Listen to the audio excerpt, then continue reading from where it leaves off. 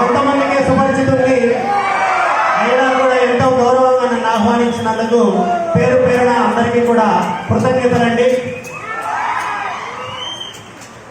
ఎక్కువ మాట్లాడను, 2 మాటలు మాట్లాడి వెళ్ళిపోతాను. ఇంటి దగ్గర మీ తల్లిదండ్రులు చదువు అంటుంటారు, కళాశాలలో మీ గురువులు కూడా చదువు చదువు అంటుంటారు. మీరు అంటుంటారు ఎప్పుడు చదివేనా సార్, చదివేనా సార్, చదివేనా సార్ అని.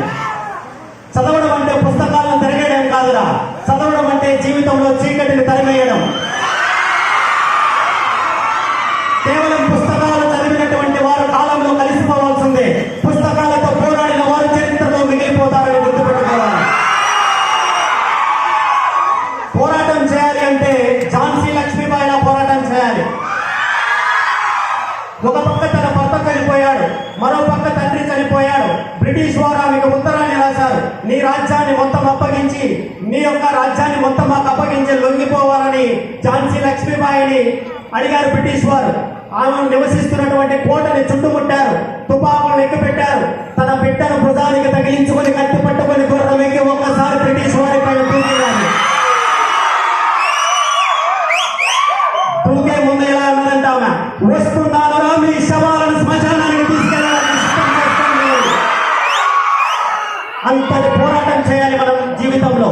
మన లక్ష్యాన్ని చేరుకోవాలి అంటే అంతటి పోరాటం చేయాలి. ఆమె యుద్ధం చేస్తున్నటువంటి తీరుకు భయపడినటువంటి బ్రిటిష్ వారు ఇలా అనుకున్నారంట, ఒరే ఈ తుపాకులు వదిలేసి కత్తి పట్టుకొని ఆమె తరపున యుద్ధం చేయకపోతే రేపటి సూర్యుని మనం చూడలేమురా,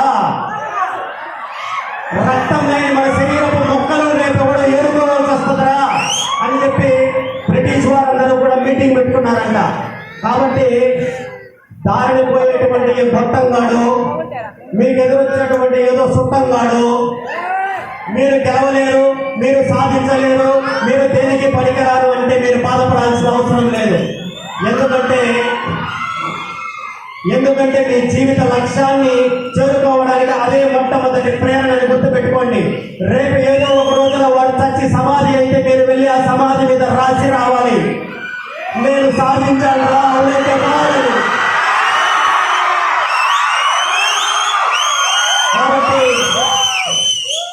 కాబట్టి మన దేశం కోసం ఎంతో పోరాటారు కదా మన సైనికులు, అంత గట్టి పోరాటం చేయాలి. నిజానికి మన తల్లి తన కడుపులో ఓ చీకటి గదిలో మనల్ని పెంచుకుంటుంది. ఎక్కడ బయట వేస్తే ఏ గద్ద తన్నుకుపోతుందో, ఏ కాకి పొడుచుకు తింటుందో అనే భయంతో అక్కడే నీకు స్నానాలు చేయిస్తుంది, అక్కడే నువ్వు మలమూత్రాలను విసర్జిస్తావు. 9 నెలలు నిండిన తర్వాత, నీకు శక్తి నింపిన తర్వాత, నీ శరీరాన్ని తయారు చేసిన తర్వాత కొవ్వు బట్టి ఆమె నొప్పులతో అల్లాడుతూ ఉంటే నన్ను వదలమని నువ్వు కాలుతో తన్నుతావు. అయినా నేను చచ్చినా పర్వాలేదు, నా బిడ్డకు జన్మనివ్వు అని నిన్ను నన్ను కంటుంది అమ్మ.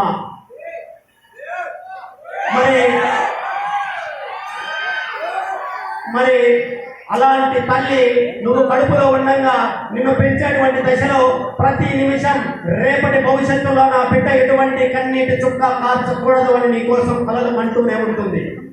కాబట్టి రేపు రాబోయేటువంటి రోజుల్లో మీ అద్భుతమైనటువంటి విజయాలను మళ్ళీ మళ్ళీ మళ్ళీ మళ్ళీ మేము చూడాలని ఆశిస్తూ, నిజానికి నా 36 సంవత్సరాల వయసులో 200 సంవత్సరాలకు సరిపడా కష్టాలు చూశాను, 300 సంవత్సరాలకు సరిపడా కన్నీళ్లు కార్చాను. కానీ 400 సంవత్సరాలకు సరిపడా మీలాంటి విద్యార్థులు ఇచ్చినటువంటి ప్రేమతో ఇక్కడ నిలబడి ఉన్నాను.